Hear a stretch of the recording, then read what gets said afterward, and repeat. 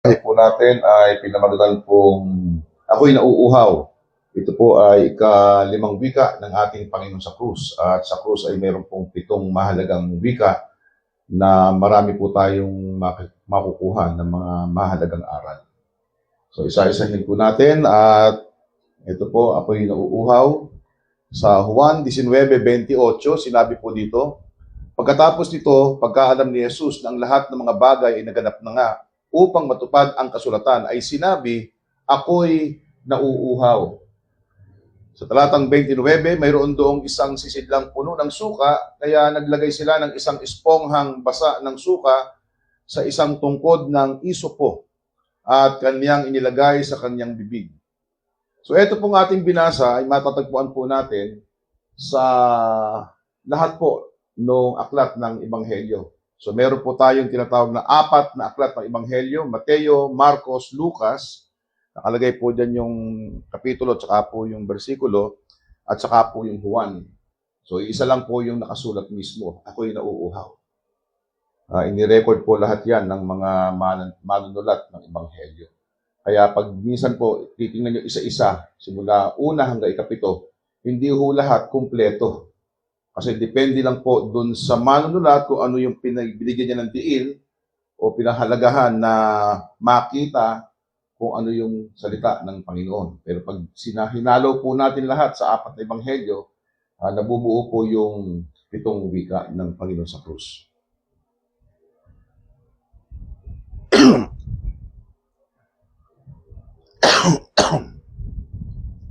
So unang punto po natin ang pisikal na pagkauhaw. So alam po natin na minsan yung gutom mas madaling tiisin pero mas mahirap tiisin yung uhaw. Bakit po? Kasi lalo na kung pagod ka at uhaw ka na, hindi lang nanunuyo yung dila mo, yung bibig mo, pati dito sa may ngalang-ngalang na yan, pababa dito, halos po naninikit-nikit. Kaya po nararanasan natin kapag maghapon tayong halos hindi umiinom, nagtatrabaho, lalo na yung pong mga nagbubukid. At napakalaking panganib po niyan sa kalusugan natin. Maraming pwedeng idulot na karamdaman at pwede rin pong humantong sa kamatayan. Meron nga po nagsabi sa siyensya, pwede kang hindi kumain ng 40 araw, mabubuhay ka.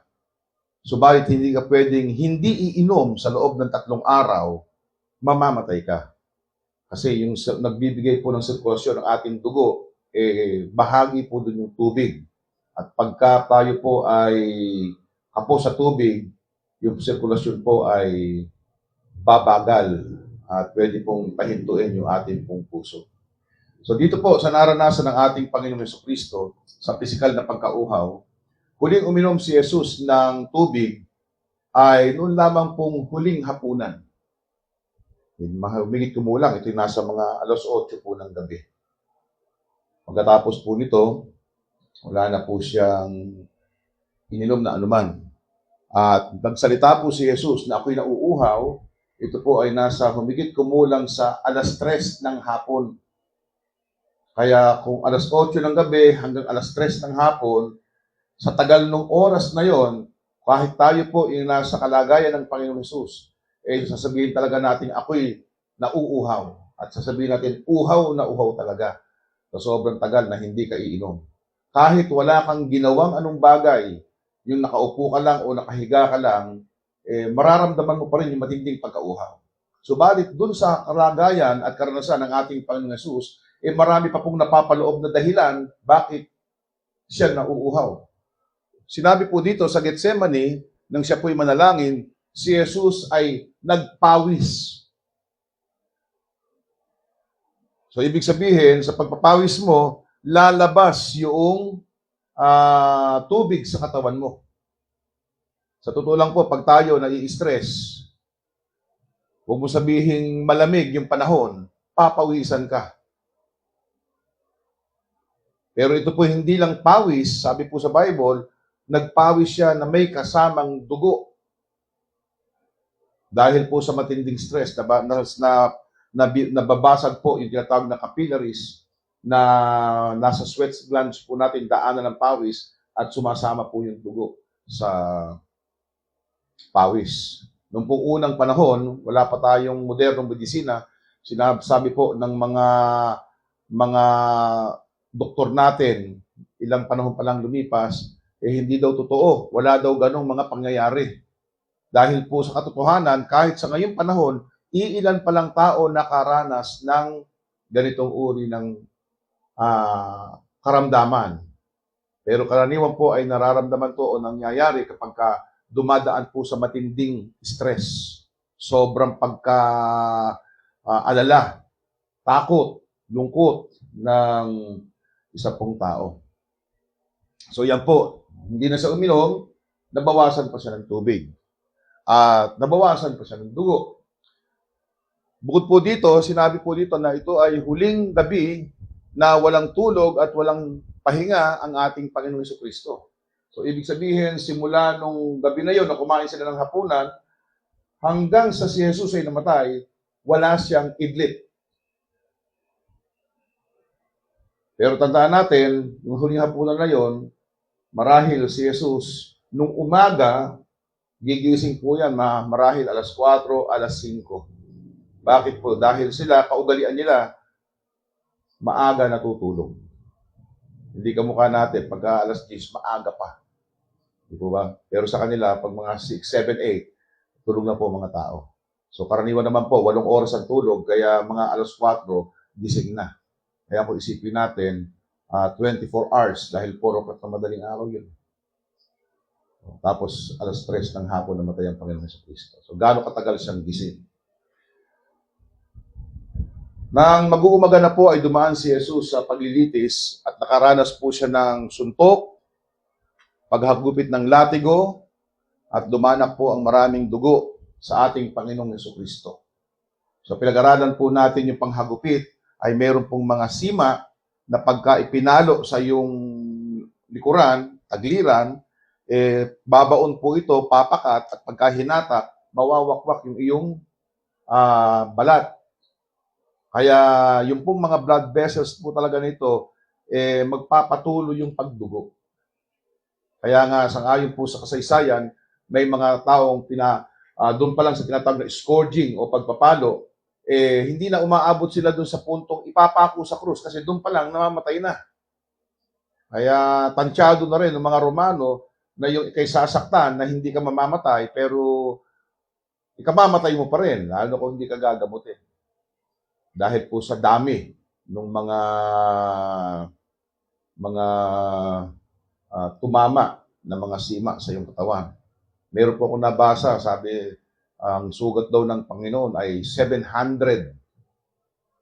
So kinukompute nila yung bilang ng palo, yung dami ng sima. Hindi po natin mapapatutuhanan yan, bagamat may posibilidad. Dahil nga yung kumpletong bilang sa Bible ay number 7. So hindi naman pwedeng 70 lang.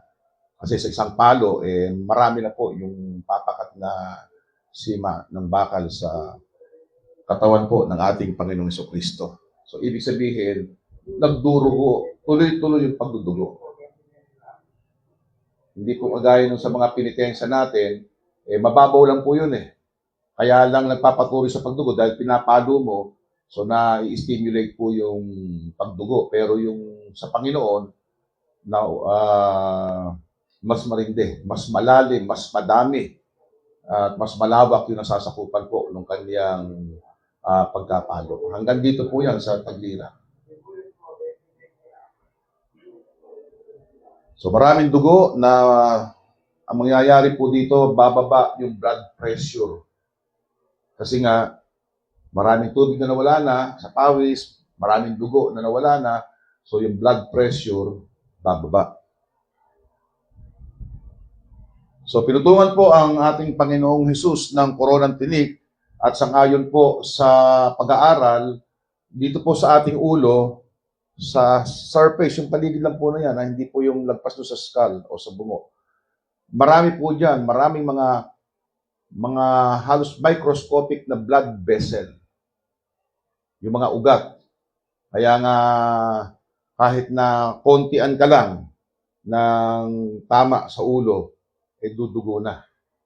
So nakaranasan ko na po na tinamaan ako ng bakal dito sa ulo. Kaya ko yung sakit, walang problema yung sakit. Ang problema, sabi ko, parang basa. Yun ang pakiramdam, parang basa, tapos malamig. Tapos umaagos ng ganyan dito yung dugo. Tuloy-tuloy. Gaano po karami yung tinik na nakabaon? Hindi naman isang punctured lang. Talagang nakabaon na hindi iaalis. Sabi po doon, pinukpok pa yung ulo niya habang siya ay mayroong koronang tinik. Kaya yung bawat kilos lang, mararamdaman mo talaga yung sakit. Buong paligid ng ulo mo. So, nagtutuloy-tuloy din po yung pagdanak ng dugo. So, pinasan ni Jesus ang krus patungo sa Golgota. So, ibig sabihin, nasa humigit kumulang po ito sa 800 meters hanggang 1,000 meters, 1 kilometro po. Papawisan ka pa din kasi nasa alas 9 po ito, alas 8 hanggang alas 9 ng umaga. So sa taas ng krus ay dama ang matinding sikat ng araw mula ika-9 ng umaga hanggang ika-12 tanghali. At bakit mahirap? Kasi wala kang pwestong relax. Pagka inulat mo yung tuhod mo, masakit doon sa pinagpakuan sa paa. Sa tagliran po ng bukong-buko. Pag hinatak mo naman yung kamay mo para madiretso ka, masakit naman dito sa wrist kasi puro buto yung pinagpakuan dito. So walang posisyon na maayos. Kaya ibig sabihin, hindi hihinto yung pawis mo. Simula alas 9 hanggang alas 12, pagkatapos po alas 12 hanggang alas 3, ang ayon po sa Biblia, ay nagkaroon po ng marinding kadiliman. Ang panahon at nuhuwian po ang maraming mga tao.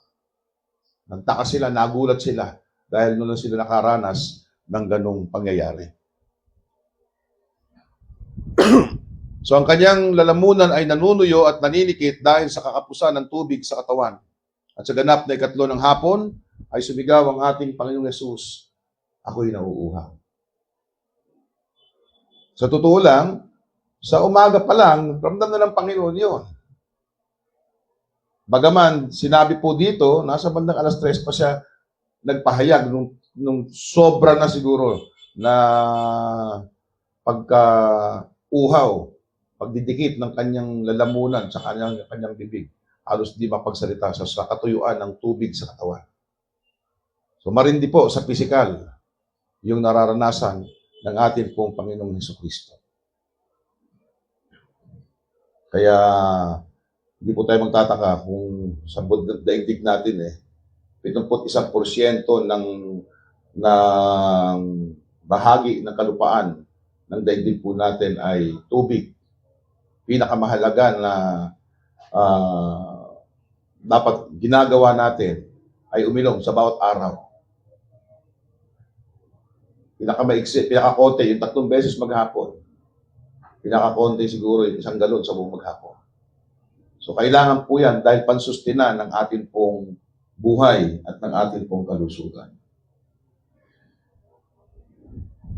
Sa ngayon po sa Hebreo 4:15, siya'y tinukso sa lahat ng paraan tulad natin, ngunit walang kasalanan. Tayo po, bagyang pagod, bagyang hirap, magrereklamo na. Pero ang ating Panginoong Hesus, hindi ho nagrereklamo. Pinagpakita po nito na naiintindihan ni Hesus ang ating mga pinagdaraanan. Ibig sabihin, siya ay Diyos nakaranas ng ating nararanasan. So nang si Hesus ay magkatawang lupa, kailanman ay hindi niya ginamit yung kanyang kapangyarihan bilang Diyos para iwasan na maramdaman o maranasan ang literal na pagdurusa na pwedeng danasin ng isang pangkaraniwang tao. Hindi po niya ginamit yung kanyang pagka-Diyos. Ginamit lang ni Jesus yung kanyang kapangyarihan sa pagka-Diyos para magpakita ng himala, para ipahayag yung salita ng Diyos, pero kailanman hindi para sa kanyang sarili. Kaya doon po sa tukso, sa Mateo 4 nang tuksuhin si Jesus ng dyablo matapos yung 40 araw na pag-aayuno at pananalangin, anong unang itinukso sa ating Panginoon Jesus? Kung ikaw ang anak ng Diyos, gawin mong tinapay ang batong ito. Pagkain.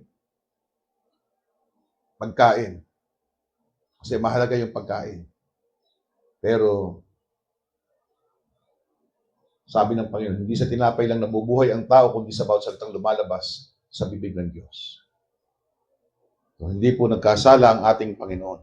Naranasan po niya yung tunay na mauhaw, tunay na magutom, tunay na mapagod, tunay na antukin, at tunay na masaktan.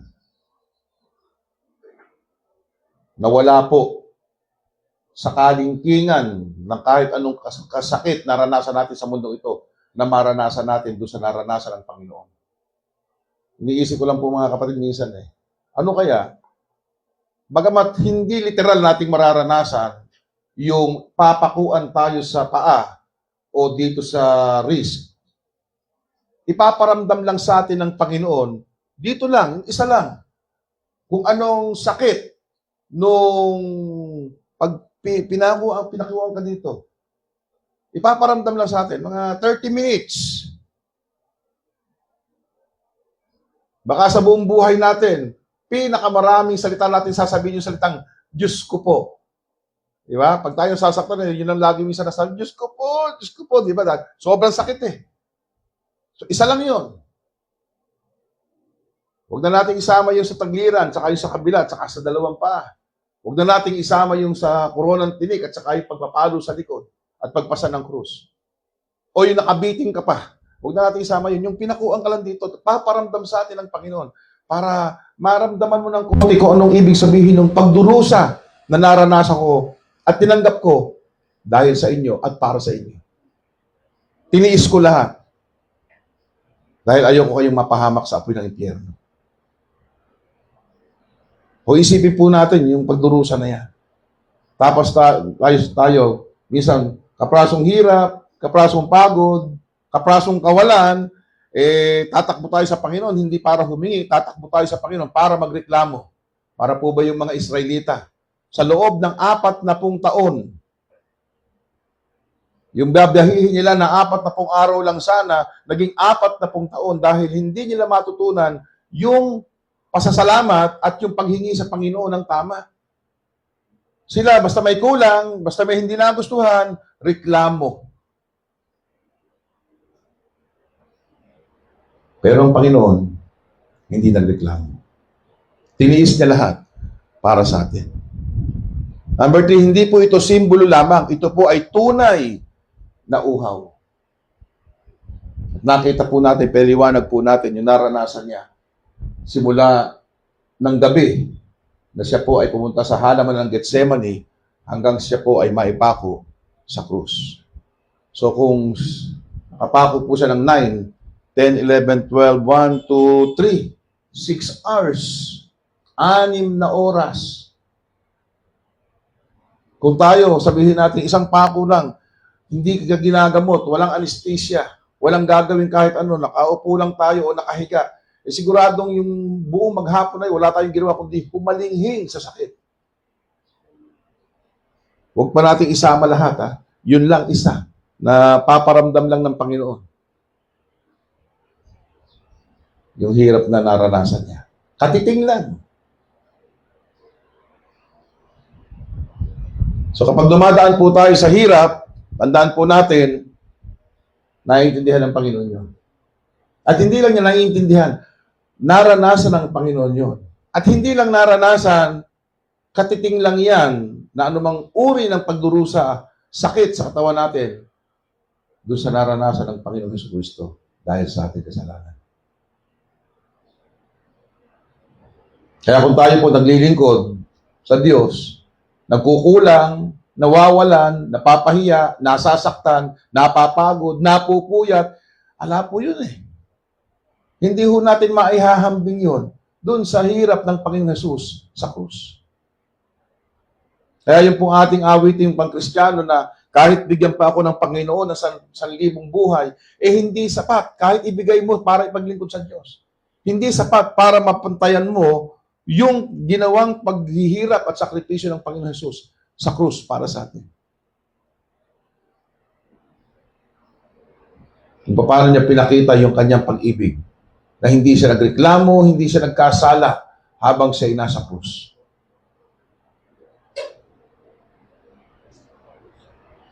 Pero minsan sa atin, nalayo lang yung biyahe, pakiramdam natin, sakripisyo na. Naaga lang ng konti yung gising, pakiramdam natin, sakripisyo na. Di ba? Nalaki yung ating kaloob, pakiramdam natin, sakripisyo na. Pero wala akong sakripisyo. Sa punto po natin, kung ihahambing sa Panginoon Jesus. Pangalawa, ang pagkauhaw, natuparin ang kasulatan. Sabi po ng Panginoong Jesus, upang matupad ang kasulatan. Sinabi po niya yan. Hindi aksidente ang kanyang sinabi. Ito po'y bahagi ng katuparan ng plano ng Diyos. Bakit? Sa Juan 4:34, sabi ng Panginoon Jesus, ang pagkain ko ay gawin ang kalooban ng nagsugo sa akin. Kung iisahin po natin yung 551 na mga propesiya sa ating Panginoong Hesukristo sa Matandang Tipan, at ihahanay po natin, ihihilera po natin isa-isa, yung buong buhay ng Panginoong Hesukristo nakasulat bago pa siya ipanganak. Yung kanyang ministeryo, yung kanyang pagdurusa, yung kanyang pagkapako sa krus, yung mga sinabi niya sa krus, kasama po sa propesiya. Sa 7 wika ng Panginoong Hesus, 4 sa mga salita niya, propesiya po yun na sinabi ng Panginoong Jesucristo. Tinupad niya. Ito pong salitang nauuhaw, sangayon po sa awit 69, talatang 21, sa aking kauhawan ay binigyan nila ako ng suka na maiinom. Yung pong sumulat ng awit, hindi po siya nakaranas niyan. Pero ipinalagay ng Panginoon sa kanyang isipan na isulat niya. Maaring hindi niya ito naiintindihan. Ano ang ibig sabihin nito? Para saan ito? Pero sinabi ng Panginoon, pinahayag sa akin ng Banal na Espiritu, isusulat ko. Marami pong manunulat ng salita ng Diyos, hindi nila alam bakit yun ang sinulat nila. Pero alam nila, yung sinulat nila galing sa Panginoon Jesus. Ito po, sa Job chapter 26 verse 7, sabi po doon ni Job, sapagkat ibinitin ng Diyos ang daigdig sa kawalan. Isasabit sa kawalan. Anong ibig sabihin nun? Nakalutang. Sinulat yung aklat ni Job 2,000 taon bago ipanganak ang Panginoong Jesus. Nagkaroon lang tayo ng paaralan nasa 1500 AD na. Ibig sabihin, 500 taon pa lang nakalipas. Bago yung panahon na yon, wala tayong school, colleges and university. Wala po. Wala tayong siyensya, yung pinag-aaralan yung science. Wala.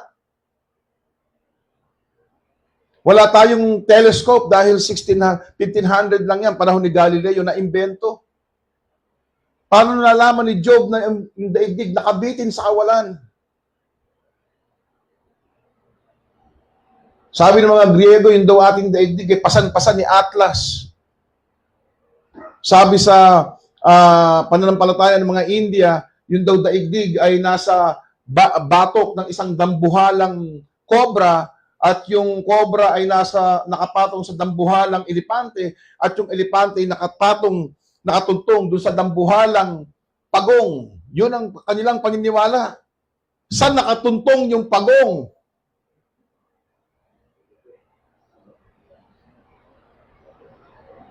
Ang tanong, maipapaliwanag ba ni Job yung kung may magtatanong sa kanya? Hindi.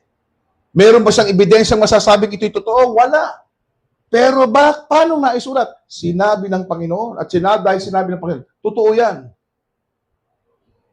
Kaya nga po sa modernong panahon po natin ng siyensya, wala ni isa na ebidensyang pwedeng gamitin ng siyensya laban sa katuruan ng Biblia. Bakit? Dahil lahat ng sinasabi po rito, kapag sinabi patungkol sa kasaysayan, patungkol sa siyensya, patungkol sa kalagayan ng tao, totoo. Pinag-aralan ko po maging yung pagkain na kinakain po sa Bible. Pinakamasusustansya. Walang side effect sa kalusugan natin. Meron pong timpla ng tinapay na sinabi sa Bible na kung ilang pong ingredients ito. Pinag-aralan po ng mga baker at ng mga scientists yung timpla, yung sukat at yung mga ginamit na ingredients. Sabi niya, ito yung pinaka-the best na klase ng pagkain para sa kalusugan ng tao. Paano nalaman sa Bible yun? Nagkakaroon sila ng fasting. Si Moses 40 days nag-fasting, si Jesus Christ 40 days nag-fasting. May mga mananampalataya pa sa matandang tipan na nag-fasting na napakahabang panahon. Paano nilang naalaman na ito'y mahalaga at nakatutulong sa kalusugan, hindi ka na nga kumakain? Kailan lang po natuklasan ng isa pong Japanese scientist, medical doctor, na pagka tayo nagpa-fasting, hindi tayo kumakain. Meron pa mga sakit sa katawan. Yung kinakain nung cells mo, yung mga bad cells, yung mga may sakit, pag hindi ka kumakain. Natuklasan nila yun. Kaya sabi nila, malaki ang magiging kalugihan ng ating mga clinic, mga hospitals at mga tindahan ng gamot kung bawat tao matututo lang mag-fasting.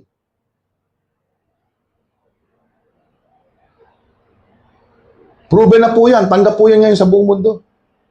Fasting.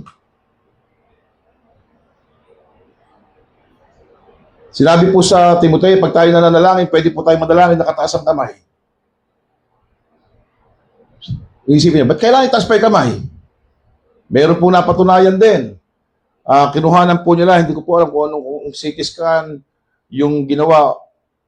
Nakataas yung kamay, kitang-kita dun sa parang pinaka-x-ray, yung dugo mo, pumapasok, bumabalik sa puso mo, mabilis. Yung circulation mo, umaayos. So, totoo po yung sinasabi ng Biblia. Totoo po lahat ng sinasabi ng Biblia. Pangatlo, ang pagkauhaw sa pag-ibig ng tao.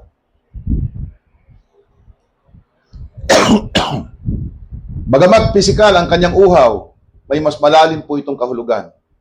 Ang kanyang pagdurusa ay bunga ng kanyang pag-ibig sa atin. Ibig sabihin, haharapin ko lahat dahil mahal ko kayo. Titiisin ko lahat dahil mahal ko kayo. Ano po sabi sa Juan 3:16? Sapagkat gayon na lamang ang pag-ibig ng Diyos sa sanlibutan. Sino po yung Diyos na tinutukoy dito? Yung Diyos Ama. Sino yung mahal niya? Yung sanlibutan. Sino yung sanlibutan? Yung mga taong makasalanang naninirahan sa daigdig. Kabilang po tayo. Hindi tayo karapat-dapat mahalin. Karapat-dapat tayong sumpain, itapon sa apoy ng impyerno. Yun po yung karapat-dapat talaga sa atin. Yun po yung tinatawag na deserving na maranasan ng tao dahil sa kanyang kasalanan, dahil sa paglayo niya sa Diyos. Sabi po dito, ibinigay niya ang kanyang bugtong na anak. Kung tayo po may anak,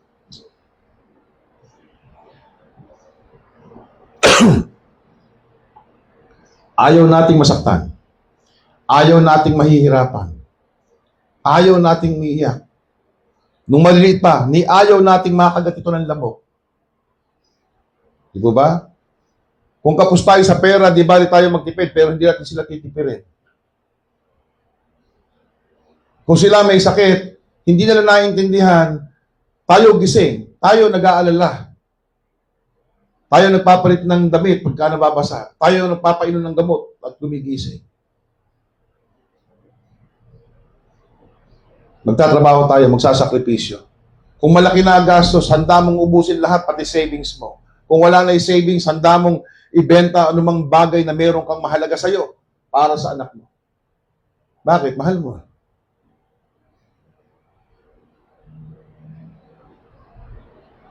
At kung wala ka na may bebenta, handa kang mangutang. Kahit alam mong wala kang pambabayad kung saan mo kukunin. Bakit? Mahal mo. Ayaw mong masaktan yung anak mo. Di bali, ikaw na lang magdusa. Pero hindi mo kaya magdusa. Nakita nagdudusa yung anak mo.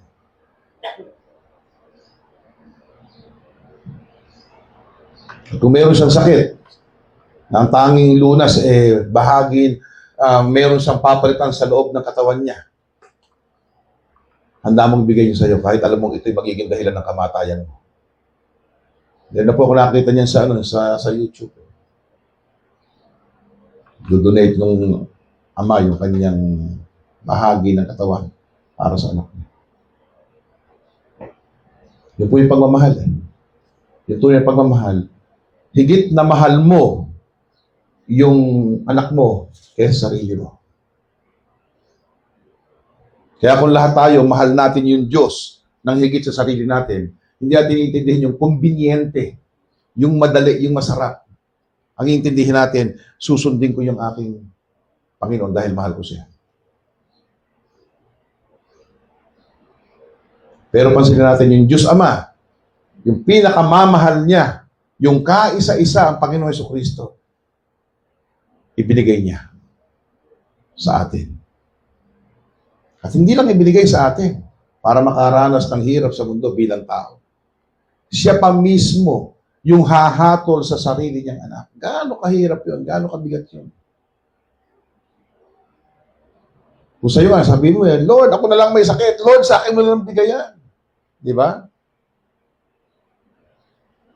Kaya nga hindi lang naintindihan mga anak, pag may mga sakit sila, higit yung nararamdamang bigat ng mga magulang kaysa sa actual na sakit na nararamdaman nila.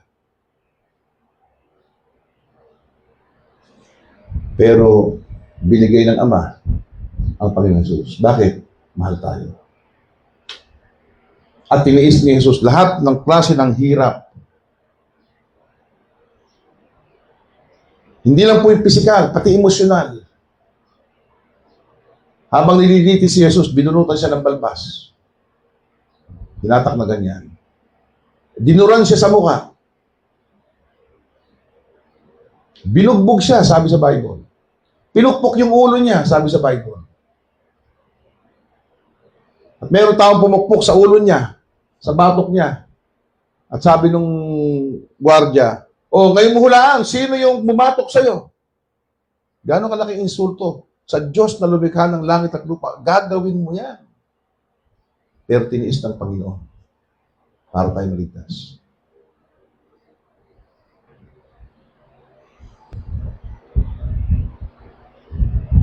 Ang pag-ibig ng tao sa Diyos, ano pa ang ginawa ng tao nang si Jesus ay nauuhaw? Mayroon doong isang sisidlang puno ng suka, kaya't naglagay sila ng isang esponghang basa ng suka sa isang tungkod ng isopo at kanilang inilagay sa kanyang bibig. Nag-aralan ko po yung suka na yun, hindi kamukha ng suka natin na dato puti o silver swan. Yun po ay sa Griego yung salitang oxos, kung tawagin din ay suka, subalit ito po ay, ang tawag sa Romano ay posca. Isang mababa ng inuming ginagawa nilang pinakaalak. Pero yung mahihirap lang, yung gusto lang makapagparaos ng bisyo, yun lang ang bibili ng ganong klase. Dahil hindi na masarap, kaya lang, kung may bisyo, kailangan pa iraos, iinumin. Maasim, hindi masarap, nauuhaw ka, at yung espongha, igagawin sa bibig mo. Lalo magbibigay sa iyo ng matinding pagkauhaw. Ganyan po yung ginawa ng tao sa Panginoong Jesus. Sinuklian ng higit na masama yung pangangailangan ng ating Panginoong Kristo. Sa Juan 3:19 hanggang 20, sabi po dito ng Apostol Juan, at ito ang kahatulan na naparito ang ilaw sa libutan At inibig pa ng mga tao ang kadiliman kaysa ilaw, sapagkat masasama ang kanilang mga gawa. Sapagkat ang bawat isa na gumagawa ng masama ay napuput sa ilaw at hindi lumalapit sa ilaw upang huwag masaway ang kanyang mga gawa. Nagpunta si Jesus dito para iligtas tayo. Pero ano ginawa ng mga tao sa Panginoong Jesus? Meron ba siyang ginawang mali? Meron ba siyang ginawang masama? Meron ba siyang ginawa na naka-o-offend? Wala.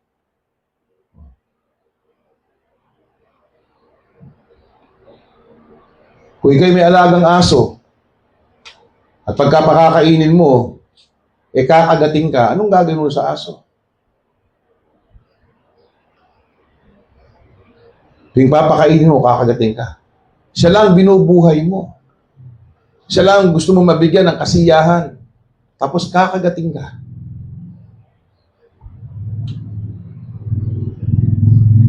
Pero ganun po yung ginagawa ng tao sa Diyos. Ganyan po ginagawa ng mga tao. Pag po nagtanong kayo sa mga tao, saan nyo gustong mapunta pagka kayo namatay? Ano yung sabihin ng mga tao? Sa langit! Gusto nyo sa langit? Tanong, gusto mo sa langit, pero din sa lupa, nag-i-enjoy ka ba kasama ang Diyos? Hindi. Katunayan, ayaw kasama Diyos. Ayaw kausapin ng Diyos. Di ba? Ayaw pag-aralan salita ng Diyos. Ayaw sumamba sa Diyos. Ayaw sumunod sa Diyos. Ayaw maglingkod sa Diyos. Pero gusto sa langit. May kinausap po ako na sa parlor. Yung nag-aayos ng buhok sa misis ko nung kami nasa Manila pa. Unang taon pa lang po nung kami naging mag-asawa ng misis ko. Pangalan po ng babae ay Joy. Habang nagpapaayos yung misis ko, sabi ko, Joy, may tatanong ko sa iyo Kung halimbawa bang ikay magkakaroon ng bigyan ka ng Panginoon ng 1 milyong piso, anong gagawin mo? Tuwan-tuwa siya, para bang hawak na 1 milyon. Ay, naku kuya, ganito gagawin ko. Ano yung gagawin niya? Magpapaayos ako ng mukha. Yung kamukha ni Nanette Medved.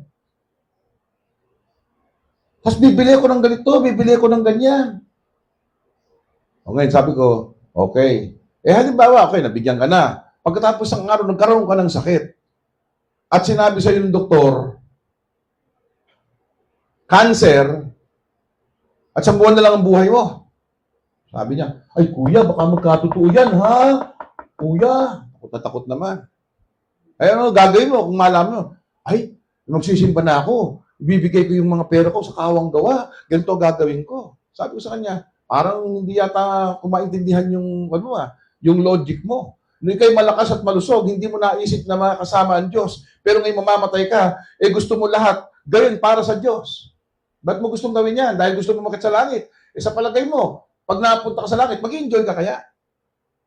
Hindi mo nga in-enjoy yung Diyos dito sa lupa, sa langit pa kaya? Hindi po ba kung tayo, meron dapat ini-enjoy dito sa lupa, yung Diyos. Kasi habang sa magpasawalang hanggan, doon na tayo Di po ba?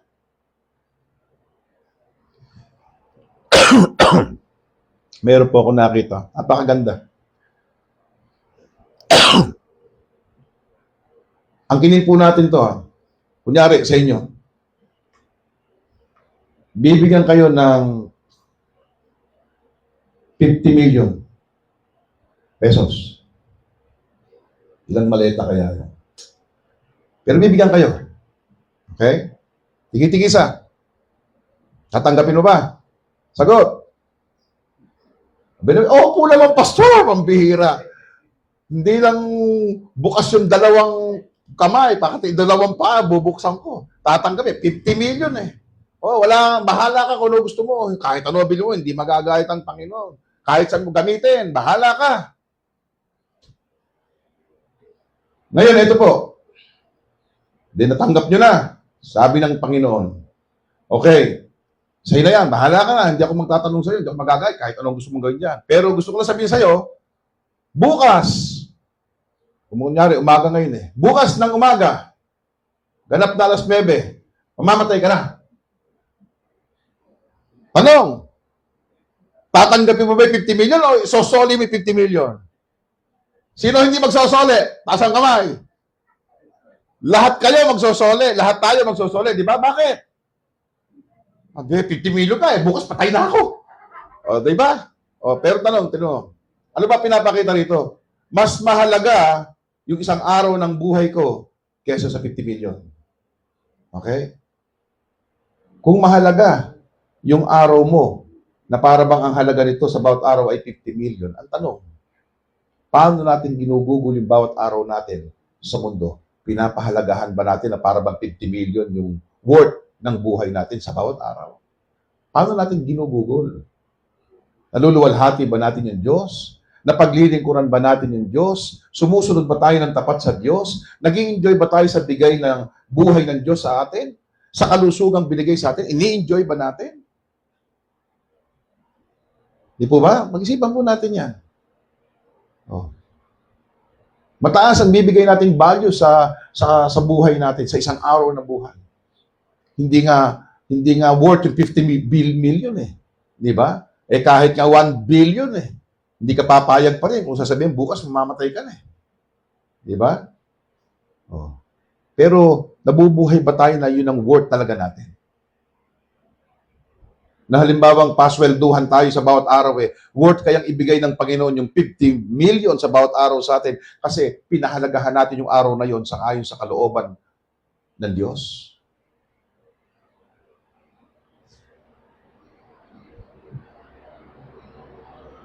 Nauuhaw po ang Panginoon sa pag-ibig ng tao. Hindi na po tayo magtataka pag hindi Kristiyano. Pero sa Kristiyano, masasabi ba natin na satisfied, kontento ang Diyos, walang pagkauhaw sa atin dahil tama ay ginagawa natin sa Kanya sa bawat araw. So yun po ang pagsisiyasat natin sa ating sarili.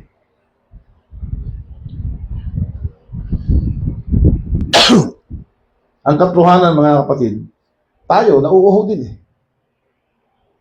Nauuhaw ang tao sa mundong ito. Hindi lang po sa literal na tubig. Ang tao ay uhaw sa kahulugan ng buhay. Lahat ng tao gusto maging masaya. Lahat ng tao gusto maging tagumpay. Lahat ng tao gusto magkaroon ng kapayapaan, kasiyahan. Pero saan hinahanap ng tao yung kasiyahan na yan sa mundo? Sa salapi. Magagandang tanawin, masasarap na pagkain, gugugulin ang buong buhay sa pagtatrabaho, sa overtime, magdodoble ng trabaho, mag-overtime sa trabaho, magpapatayo ng pagkalaki-laking bahay, bibili ng magagara at magagandang sasakyan. Hindi ko sinabing masama, pero si ibig ko lang sabihin ganito, doon nakapokus ang puso, ang isip, ang buhay, na iniisip niya, pag meron ako nito, ako na pinakamaligaya, ako na pinakamatagumpay. Hindi eh. Ano yung masabi sa Bible? Kahit ibig makamta mo man ang kayamanan ng buong sanlibutan, hindi ka pa rin masisiyahan. Dahil ang tunay na kasiyahan, tunay na kapayapaan, matatagpuan mo lang sa Panginoon. Dahil pag nasa Panginoon ka, kahit wala ka nung kayamanan, wala kang salapi, kahit sabihin mong wala kang magandang kalusugan, wala kang pinag-aralan, mapayapa puso mo, maligaya ka, walang makakanakaw nun kahit kamatayan. Bakit? Kasi meron kang kapanatagan dahil nasa iyo si Jesus. Yan po ang ibig sabihin. Yung pagkauhaw natin, hindi sa mundo matatagpuan. Yung pagkauhaw natin, sa Panginoon mo lang matatagpuan. Yung pinagkaitan ng tubig, yung binigyan ng suka, ay nag-alok po sa atin at sinabi ganito. Juan 4:14, ang tubig na ibibigay ko sa kanya ay magiging bukal na tubig na bubukal sa buhay na walang hanggan.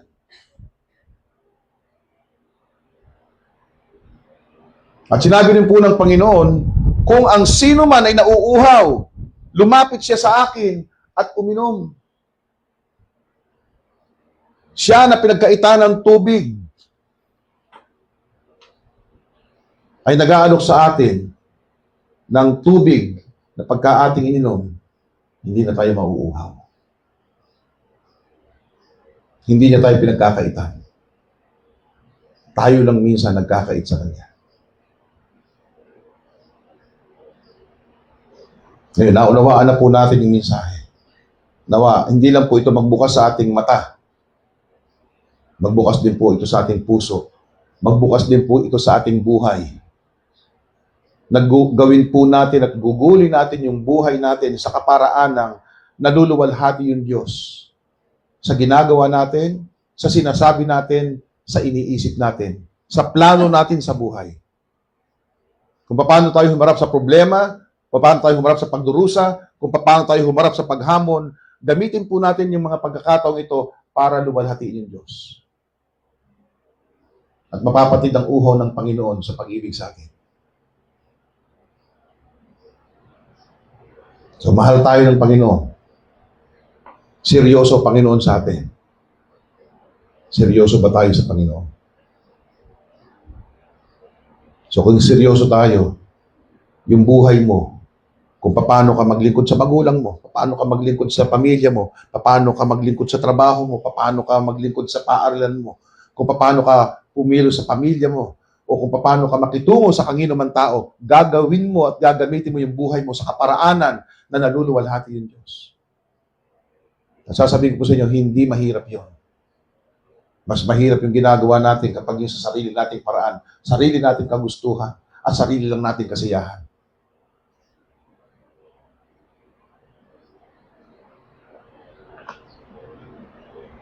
So kung mananalangin tayo na para bang kaharap ng natin yung Diyos. Pag nag-aaral tayo, nagbabasa ng Biblia, magbasa tayo na hindi nagmamadali. Na ini-enjoy po natin bawat salita.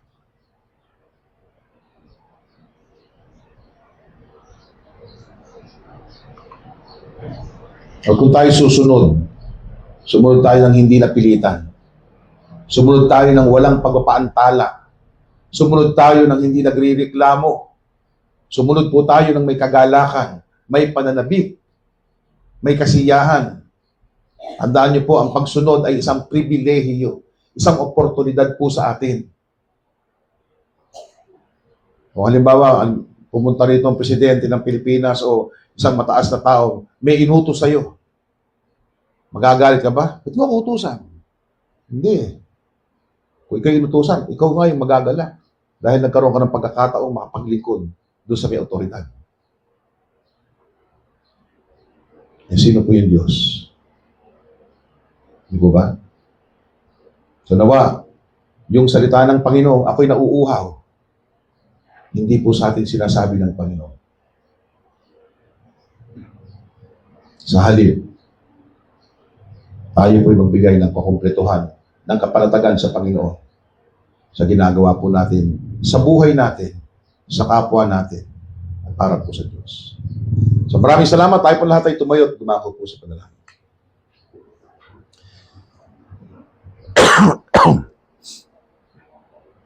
Salamat po, O Diyos naming ang masalangit sa inyong pagpapala, sa amin pong napag-aralan sa umagang ito.